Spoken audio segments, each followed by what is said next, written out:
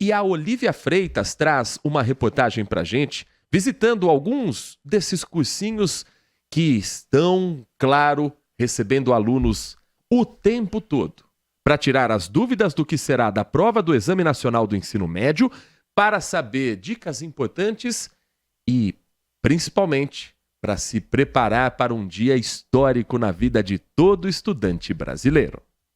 Alguns dias para a prova e a turma tá como, hein? Insegurança. Ansiedade. Cansaço. Muito cansaço. E não é para menos. Quantas horas você passa aqui no cursinho? 12 horas. Das 7 às 7 da noite. Eu sinto que cada minuto importa. Quanta pressão! Ao longo do ano, a competitividade aumenta muito em sala, principalmente em simulado, né? Que você tem ranking, você tem a sua nota, a sua pontuação. O Enem, ele te abre todas as portas de federais, basicamente. E algumas estaduais ainda, então é uma prova essencial. A importância dessa prova a gente mede também pelos números, viu? São mais de 4.300.000 inscritos no Enem deste ano. E essa é uma cena que se repete no Brasil inteiro. Salas de aula lotadas de quem não quer perder tempo. Ainda dá tempo? Dá tempo. Tacar aquela disciplina, aquele assunto, que ele sempre teve muita dificuldade e agora não é uma boa estratégia. Este cursinho em São Paulo mantém uma espécie de pronto-socorro para as últimas dúvidas. Física sobre pêndulos, porque eu dei uma pulada nessa matéria, ainda dá tempo para dar uma olhadinha, saber uma última fórmula. Mas não é só o estudo que merece atenção. O aluno ele tem que pensar em 4 coisas básicas para poder render bem no estudo: sono, alimentação, lazer e atividade física. E no fim? Eu sei que eu não vou saber tudo. O principal, acho, é deixar esses dias mais leves. Você estudou o suficiente já, você está pronto, você se preparou o ano inteiro, você se preparou por meses, então você está preparado, sem estresse, sem pânico. A grande pergunta é: dá para ter uma preparação sem estresse, sem pânico, como disse a aluna? Muita gente que está nos acompanhando agora deve ter o filho em casa, a filha em semana de preparação para o Enem, o neto, a neta, e vê a ansiedade, vê o nervosismo, esse adolescente, esse jovem ali, horas e horas preocupado com o Exame Nacional do Ensino Médio que acontece neste final de semana em todo o Brasil. Agora, é possível ter a tranquilidade com o conhecimento e as dúvidas de última hora também serem tiradas, seja num cursinho, seja dentro de casa mesmo? Vamos falar um pouco mais sobre a preparação para o Enem em 2 finais de semana, 3 e 10 de novembro, as provas que tem nesta edição 2024, mais de 4.300.000 estudantes inscritos. Conosco nos estúdios da Rádio Bandeirantes está o Anderson Gama, diretor pedagógico do Colégio Crescer. Anderson, muito bom dia para você, obrigado por estar conosco aqui nessa manhã de quinta-feira, essa semana tão importante para os estudantes aqui no Brasil. Muito bom dia, Anderson. Bom dia, Heitor. Obrigado pelo convite, prazer. E obrigado por dar espaço para a educação, é uma coisa que a gente sempre precisa falar. E o desafio agora do Enem, né, esses alunos que ficam nesse nervosismo, né? E vamos lembrar que às vezes alguns ainda têm 16, 17 anos, então para muitos alunos é o primeiro grande desafio, né, esse vestibular, que às vezes alguns pais, alguns adultos não entendem, isso é coisa de criança. Eu trabalhando não passava por isso, mas a gente tem que respeitar o adolescente, né? Então, quando a gente leva com respeito isso e sabe que ele vai passar por um momento de decisão, de saber lidar com as emoções e colocar todo o conhecimento que ele tem, fica um pouco mais simples de saber como pode ajudar, né? Porque a gente tem que pensar muito, como que eu posso ajudar esse aluno a chegar melhor preparado? Porque agora não dá tempo de estudar conteúdos, né? Não é em 2, 3 dias que o aluno vai aprender um conteúdo que ele não sabe. Mas como que eu dou confiança, né? E é curioso, tem alguns estudos que mostram isso, que o aluno que vai para a prova, mesmo com um tempo de preparo menor de conteúdos, mas com um emocional mais sólido, tem em média um desempenho 30% maior de alunos que sabem muito, mas se perdem na hora da prova. Então, é muito curioso que a prova do jeito que ela é proposta a ser feita, uma prova longa, com muitos conteúdos, não é apenas saber, não é ter assistido às aulas e estudado. É também ter esse emocional solidificado para que ele consiga desempenhar o que ele sabe. Então, eu falo que é igual uma grande final, né? Para fazer a analogia do futebol. Tem jogador que na temporada regular arrebenta, chega na final, amarela, pipoca, né?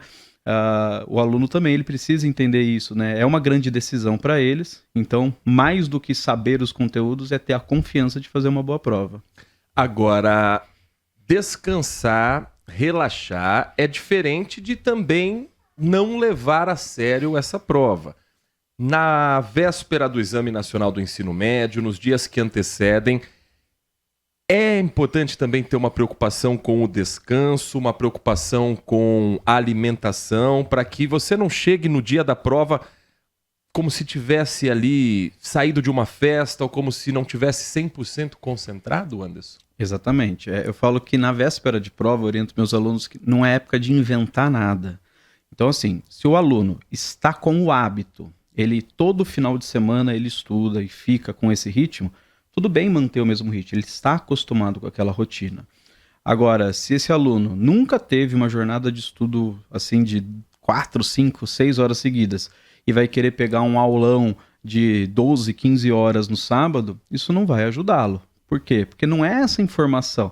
Ele pode até receber uma informação válida, mas ele não vai reter aquela informação. Então, é muito o jogo do aluno se conhecer e entender o que funciona para minha ansiedade nesse momento, né?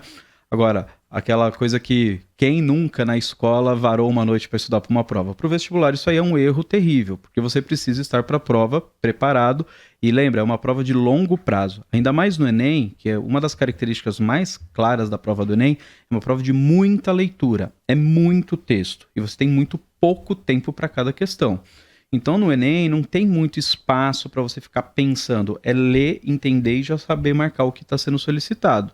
Então se você não está com o seu físico descansado, esse emocional capaz de ler uma vez só e já saber interpretar o que está sendo solicitado, você vai encontrar dificuldade na prova. Então aquela coisa de vou sair para uma festa para descontrair com os meus amigos, não, dá uma segurada, vai dormir num horário que você está acostumado a dormir. Agora, tem aluno que às vezes nessa ideia de não vou fazer nada no sábado, vou ficar relaxado, deixa a ansiedade tomar conta. E aí ele fica com a cabeça vazia, achando que ele está relaxando e na verdade ele está se quase sabotando para o dia seguinte. Então se o aluno precisa dessa demanda para que o emocional dele esteja sob controle, não tem problema abrir o caderno e fazer 2, 3 exercícios, fazer um simuladinho no dia anterior. Não tem problema, não é um erro.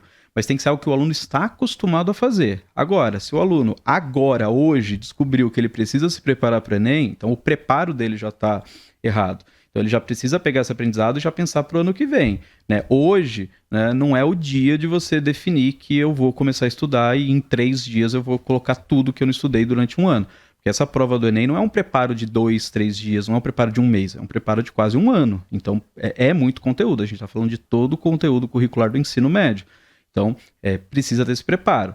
E se agora que o aluno percebeu que talvez ele não está tão preparado, já começa a fazer a sua maturidade de o ano que vem ter a condição de fazer um preparo melhor. Historicamente, o Enem tem uma fama que é a de que no enunciado da pergunta você tem um caminho para a resposta, justamente para estimular a interpretação de texto desse aluno, desse estudante. Isso ainda é uma realidade depois que o Enem se tornou uma prova em 2 dias, dividindo o conhecimento da área de humanas com a área de exatas. Ainda assim, o aluno que, claro, não aquele que desprezou o ensino médio todo, mas que talvez não tenha se preparado tanto para o Enem, prestar atenção, interpretar o texto do enunciado, pode ser um caminho para dar aquele gatilho de algo que ele vai lembrar da sala de aula? Sim, o Enem ele é uma prova a característica do Enem, a matriz do Enem diz que ela precisa ser contextualizada. Então, toda questão sempre vai procurar um contexto para que aquele conhecimento seja aplicado. E o contexto normalmente vem no enunciado, vem com uma reportagem, vem com um texto de conexão com outras disciplinas.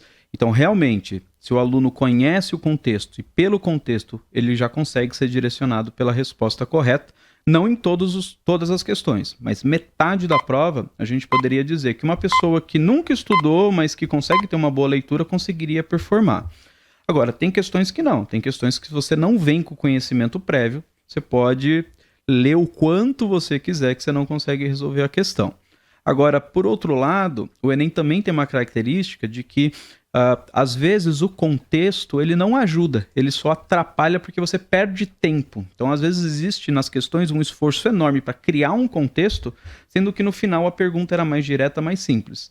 Então, principalmente na área de humanas e linguagens, tanto língua portuguesa, literatura, inglês, quanto na história, geografia, filosofia e sociologia, a gente recomenda que às vezes o aluno primeiro leia o comando, o que está sendo pedido. Antes de ler tudo, quando vem ainda mais aquela questão muito grande, vai direto no comando, entenda o que está pedindo. Se o comando faz uma menção direta ao texto, se o comando ele está solicitando um contexto de interpretação do que foi colocado antes, aí volta e lê tudo. Mas tem muitas questões que o texto está ali só para uma estrutura da questão fazer sentido. Eles não querem soltar de maneira bruta a pergunta direta, mas às vezes aquele contexto não ajuda. Mas é sempre bom o aluno estar pronto para isso. Então, por isso que ter preparados, treinado, né, ter feito provas de anos anteriores ajuda muito o aluno, porque o Enem realmente é uma prova muito rápida, muito extensa, né? Então, se o aluno perde muito tempo, isso faz falta no final. E o Enem, ele pune o aluno que erra a questão fácil. Então, aquele aluno que não se planejou no tempo e no final chutou 10 questões, o Enem pune muito isso, por conta do método de correção que é a TRI, né? Então, é muito melhor você fazer as que você tem certeza e convicção, e aquela que você ficou com dúvida, deixar para errar, do que você tentar fazer tudo e no final se embananar no tempo, e aí você pode ter uma nota muito pior, sendo que não é que o aluno sabe menos, talvez ele não fez a estratégia correta para aquela prova.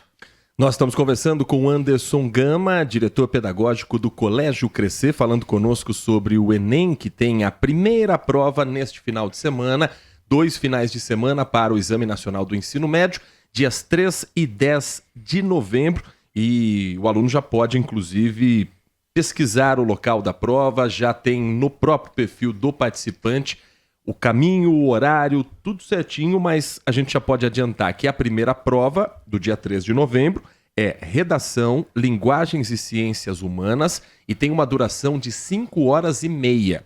A segunda prova, no dia 10 de novembro, Ciências da Natureza e Matemática com duração de 5 horas. Uma dúvida que sempre surge é em relação à redação, Anderson. O aluno deve deixar a redação para o final, começar pela redação que tem basicamente vida própria numa prova. Isso aí não existe a fórmula mágica, tá? Depende do que o aluno treinou. O que eu sugiro para os alunos? Eu sempre sugiro que o aluno faça a prova em lotes. Qual que é a estratégia dos lotes? Eu pego normalmente a prova das questões, a redação eu vou fazer no meio da prova, e eu vou fazer as questões que eu tenho certeza. Peguei a questão, li a questão, é um assunto que eu domino, que eu tenho convicção, eu já marco no gabarito para não ter dúvida, porque aquilo eu sei. Então, as questões que eu sei, que eu já tenho conhecimento, a chance de eu acertar é muito maior. As questões que eu tenho dúvida, que eu percebo que é um assunto que eu não domino muito, vamos supor que aparece ali uma questão da Revolução Pré-Colombiana, nossa, eu não lembro nada sobre esse assunto, não lembro do professor explicando, eu vou deixar para depois. Não quer dizer que eu vou abandonar a questão, mas eu vou deixar para depois. Então eu faço primeiro aquilo que eu tenho convicção que eu vou conseguir fazer. Nessa primeira leva, são 90 questões, o aluno pode conseguir fazer ali umas 45, 50, 60, depende do nível de preparo dele. Ali ele já tirou o bruto da nota dele. Ele já fez o que ele tem convicção.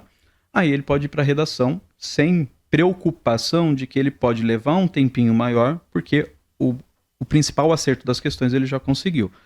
Mas a redação, se não fizer ela com um planejamento de tempo muito bem feito, você pode perder a prova ali com certeza. Porque se você faz uma redação logo no começo e se perde nas ideias, se perde na estrutura, se levou ali mais de 2 horas para fazer a redação, você vai ter dificuldade de fazer a prova inteira.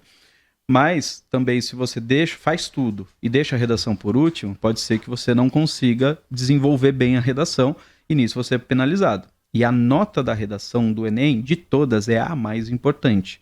Em geral, as universidades dão um peso muito maior para a redação, independente do curso que o aluno queira fazer.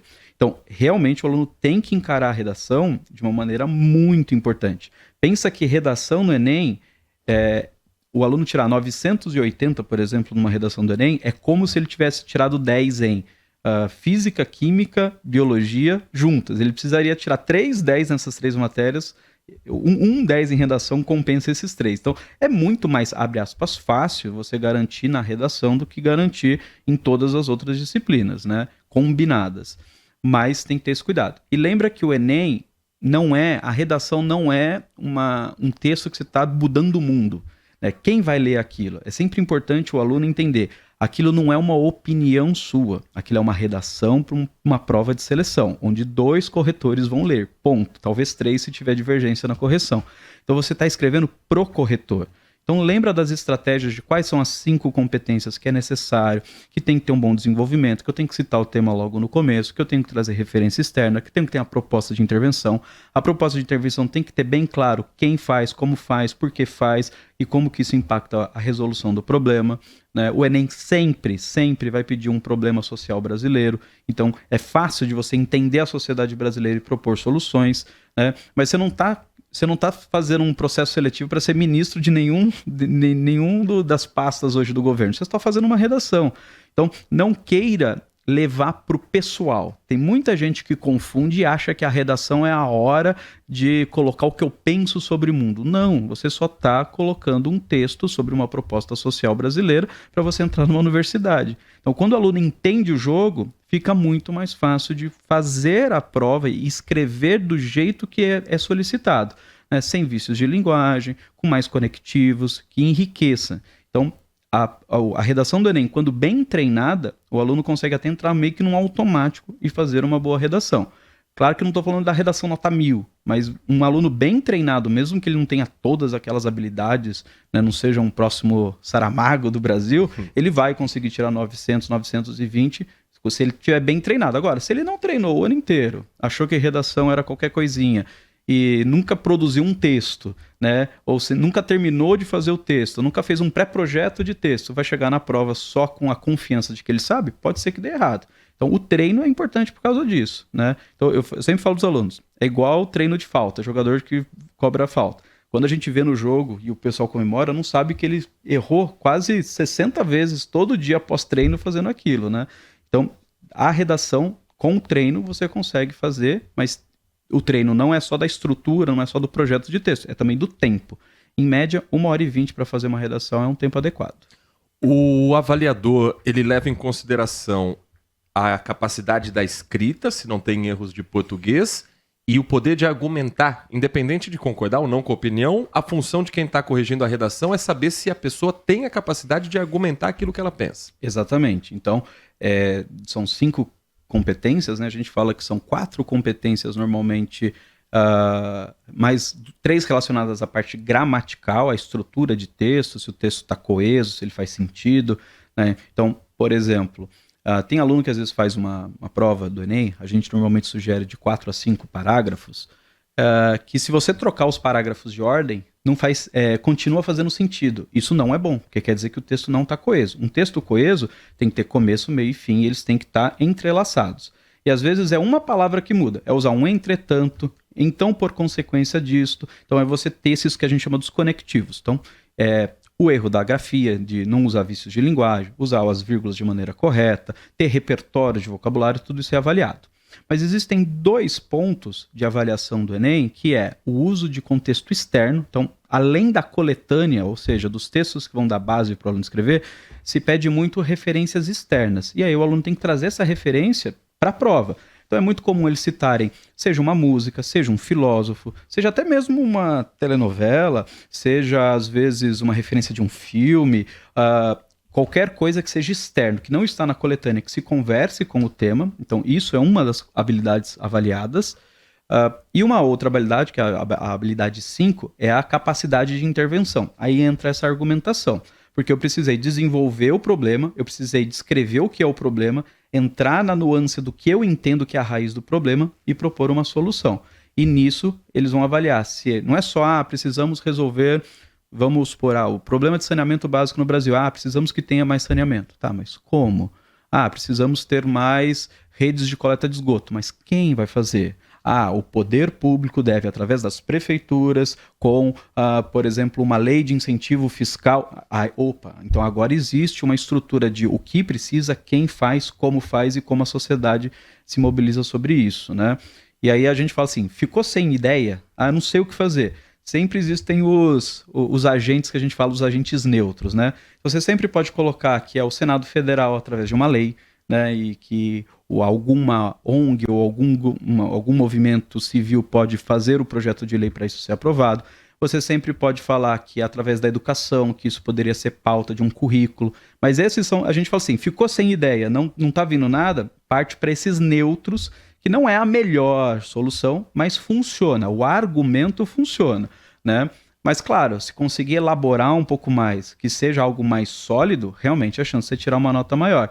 Mas por isso que eu falei, o Enem, se faltar ideia, dá para aplicar uma, não formulinha básica, mas uma prática, um cenário simples que você consegue tirar uma nota ali 800, 850, que para o Enem já é uma nota razoável. Claro que, eu preciso de um 960, aí você tem que ter treinado para conseguir fazer um texto que valha 960. Nós estamos conversando com Anderson Gama, diretor pedagógico do Colégio Crescer. E para a gente finalizar, Anderson, quem está nos acompanhando neste momento está vendo o filho, a filha, o neto, a neta, preocupado com o Enem, preocupado com os resultados que estão por vir, pensando no futuro profissional. Qual o papel da família nesse momento para também acalmar, dar apoio, ajudar a tirar dúvidas para esse estudante que vive o momento mais importante da vida dele até agora com o Enem e com os vestibulares que estão por vir? Eu falo que a família, ela nesse ponto, ela é essencial porque a família vai ajudar muito nesse preparo emocional do aluno, né? E da mesma maneira que eu falo para os alunos, não inventa nada que você nunca fez, não é a hora de testar agora. Se não der certo, depois você avalia e pensa para o ano que vem. Para a família a mesma coisa. Então vamos supor aquela família que nunca conversou sobre futuro com o filho. Nunca. Deixou o filho, assim, ele é autônomo, ele estuda, eu deixo ele cuidando. E agora, sexta-feira, sábado, vai para mim, e aí filhão, como que tá? E aí, se preparou? Pô, nunca conversei com meu filho sobre isso. Agora eu vou dar essa pressão para ele? Não, mas eu tô querendo ajudar. Não, pera lá. Então, ajuda na maneira de, viu que o filho tá muito nervoso, vamos sair para comer, vem cá filho, vamos fazer um esporte, tentar ajudar o filho no que ele precisa naquele momento, que é um apoio emocional. Também não é hora de você querer resolver o ano. Às vezes o aluno vai ter um desempenho que não é o que ele esperava. Não é a hora agora de fazer essas análises, porque tem o Enem, tem o primeiro dia, depois tem o segundo dia, então achar que porque não foi bem no primeiro dia acabou, não é. Você tem o segundo dia, e mais, o Enem não é o último vestibular, você tem outros vestibulares. Às vezes o aluno não foi bem no Enem, mas pode ir bem na prova da FUVEST, da Unesp, de outros vestibulares ao longo do Brasil. Então, não quer dizer que se foi bem em uma prova ou mal em outra, necessariamente você vai na outra. Então, espera os resultados todos finalizarem, aí sim para fazer aquela análise. Chegou ali em janeiro, né, que não tem mais vestibular, tá todo mundo de férias, não tem cursinho, não tem escola, deixa janeiro para resolver as coisas, para fazer uma análise, não fui bem por causa disso, faltou esse meu empenho, faltou esse meu preparo, e aí a família dizer como pode ajudar. E também entender, e a família, de não querer colocar uma pressão que às vezes algumas famílias trazem assim, mas o Enem é para fora, você não vai morar fora. Por que você está fazendo isso? E às vezes desestimula, não traz essa preocupação. Deixa essa preocupação de como que vai ser ir para outra cidade, se vai precisar se mudar, se vai precisar de mudar de estado.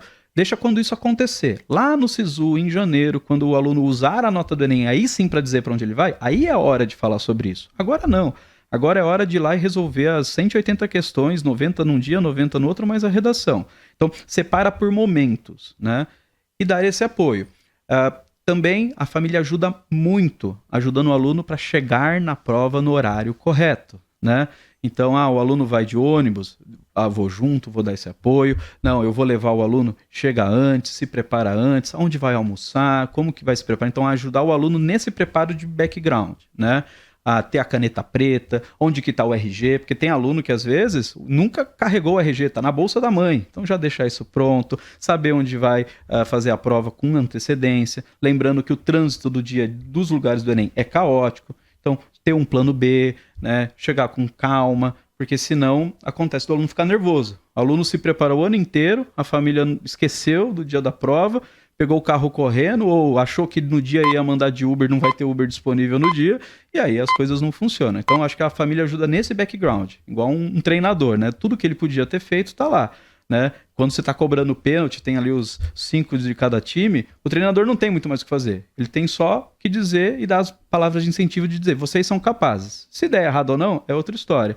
Mas não criar uma pressão maior do que o aluno precisa. Porque nesse momento ele está tenso. Ele pode estar sorrindo, ele pode estar demonstrando tranquilidade. Mas no fundo, ele vai estar tenso. E se a família dá o suporte emocional, a chance desse aluno ter sucesso é maior. As provas do Enem, no dia 3 de novembro e 10 de novembro, acontecem no mesmo horário. Os portões abrem meio-dia pelo horário de Brasília, fecham 1 da tarde. A prova começa 1h30 da tarde. No primeiro domingo, a prova termina às 7 horas da noite. No segundo domingo, às 6h30 da noite. Nós conversamos com o Anderson Gama, diretor pedagógico do Colégio Crescer, falando sobre o Enem, e eu tenho certeza que ajudando muita gente, pais, mães que também fazem parte desse processo pré-vestibular e que nos acompanham. Muitas mensagens chegando, viu, Anderson, de pais justamente ajudando os filhos nesse momento de reta final de preparação e dizendo que dicas valiosas foram passadas por aqui. Então, muito obrigado, Anderson, pelas informações e por ter ajudado, quem sabe, alguns dos estudantes a fazerem uma boa prova no próximo final de semana. Agradeço, desejo sorte a todos os estudantes, que nos domingos eles possam colocar o conhecimento deles em prática e lembrar para os alunos, é só uma prova. O seu futuro, claro, pode ter impactos, mas não é a definição final do seu futuro. Essa prova vai estar aqui ano que vem, o aluno é muito mais do que uma prova. Se preparar para o futuro, entrar numa universidade é importante, mas não ache que uma prova define o caráter de ninguém. Então confia no que você tem feito, aprenda com seus erros e continua a bola para frente, que eu tenho certeza que vai ter um sucesso incrível os alunos que estão prestando o Enem.